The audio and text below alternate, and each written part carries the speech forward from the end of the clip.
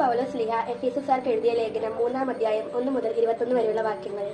വിജാതിയുടെ അപ്പസ്തോലൻ. ഇക്കാരണത്താൽ വിജാതരായ നിങ്ങൾക്ക് വേണ്ടി യേശുക്രിസ്തുവിനെ പ്രതി തടവുകാരനായി തീർന്നിരിക്കുന്ന പൗലോസായ ഞാൻ നിങ്ങൾക്ക് വേണ്ടി ദൈവകൃപ കൈകാര്യം ചെയ്യാൻ നിയോഗിക്കപ്പെട്ടിരിക്കുകയാണെന്ന് നിങ്ങൾ കേട്ടിട്ടുണ്ടല്ലോ. ഞാൻ മുമ്പ് ചുരുക്കമായി നിങ്ങൾക്ക് എഴുതിയിട്ടുള്ളത് പോലെ വെളിപാട് വഴിയാണ് രഹസ്യം എനിക്ക് അറിവായത്. അത് വായിക്കുമ്പോൾ ക്രിസ്തുവിന്റെ രഹസ്യത്തെക്കുറിച്ച് എനിക്ക് ലഭിച്ചിരിക്കുന്ന ഉൾക്കാഴ്ച എന്തെന്ന് നിങ്ങൾക്ക് മനസ്സിലാക്കാം. ഇപ്പോൾ അവിടുത്തെ വിശുദ്ധരായ അപ്പസ്തോലന്മാർക്കും പ്രവാചകർക്കും പരിശുദ്ധാത്മാവിനാൽ വെളിവാക്കപ്പെട്ടതുപോലെ മറ്റു തലമുറകളിലെ മനുഷ്യർക്ക് ഇത് വെളിവാക്കപ്പെട്ടിരുന്നില്ല. ഈ വെളിപാടനുസരിച്ച് വിജാതിയർ കൂട്ടാവകാശികളും ഓരോ ശരീരത്തിന്റെ അംഗങ്ങളും സുവിശേഷത്തിലൂടെ യേശുക്രിസ്തുവിൽ വാഗ്ദാനത്തിന്റെ ഭാഗഭാഗങ്ങളുമാണ്. ദൈവത്തിന്റെ കൃപ വരുത്താൻ ഞാൻ ഈ സുവിശേഷത്തിന്റെ ശുശ്രൂഷകനായി അവിടുത്തെ ശക്തിയുടെ പ്രവർത്തനങ്ങളുടെ ഫലമായിട്ടത്രേ എനിക്ക് ഈ കൃപാവരം നൽകപ്പെട്ടത്. വിജാതിയരോട് ക്രിസ്തുവിന്റെ ദുർഗ്രഹമായ സമ്പന്നതയെക്കുറിച്ച് പ്രസംഗിക്കാനും സകലത്തിനെയും സൃഷ്ടാവായ ദൈവത്തിൽ യുഗങ്ങളോളം നിഗൂഢമായി സ്ഥിതി ചെയ്തിരുന്ന രഹസ്യത്തിന്റെ പ്രവർത്തനം എല്ലാവർക്കും വ്യക്തമാക്കി കൊടുക്കാനുമുതകുന്ന വരം വിശുദ്ധരിൽ ഏറ്റവും നിസ്സാരനായ എനിക്ക് നൽകപ്പെട്ടു. സ്വർഗീയ ഇടങ്ങളിലുള്ള ശക്തികൾക്കും അധികാരങ്ങൾക്കും സഭയിലൂടെ ദൈവത്തിന്റെ ബഹുമുഖം ജ്ഞാനം വ്യക്തമാക്കി കൊടുക്കാൻ വേണ്ടിയാണ് അവിടുന്ന് ഇപ്രകാരം ചെയ്തത്. ഇത് നമ്മുടെ കർത്താവായ യേശു ക്രിസ്തുവിൽ സാക്ഷാത്കരിക്കപ്പെട്ട അവിടുത്തെ നിത്യമായ ഉദ്ദേശത്തിനനുസൃതമാണ്. അവനിലുള്ള വിശ്വാസം മൂലം ആത്മധൈര്യവും ദൈവത്തെ സമീപിക്കാൻ സാധിക്കുമെന്ന പ്രത്യാശയും നമുക്കുണ്ട്.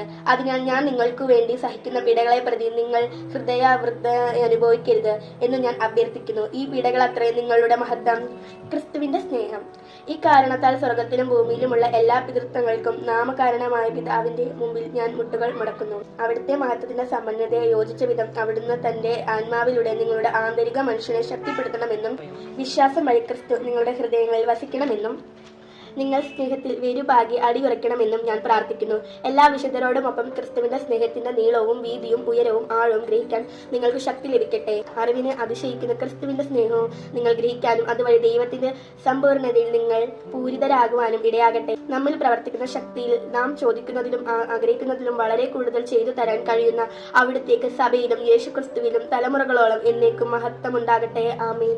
വിശുദ്ധ പൗലോസ് ശ്ലീഹ എഫെസോസ്യർക്ക് എഴുതിയ ലേഖനം 3-ാം അധ്യായത്തിലെ ചോദ്യങ്ങളും ഉത്തരങ്ങളും. 1-ാം ചോദ്യം.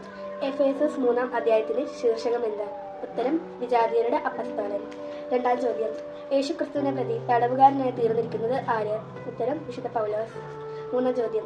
ദൈവത്തെ പ്രതി എന്തു ചെയ്യാനാണ് പൗലോസ് നിയോഗിക്കപ്പെട്ടിരിക്കുന്നത്? ഉത്തരം: ദൈവകൃപ കൈകാര്യം ചെയ്യാൻ.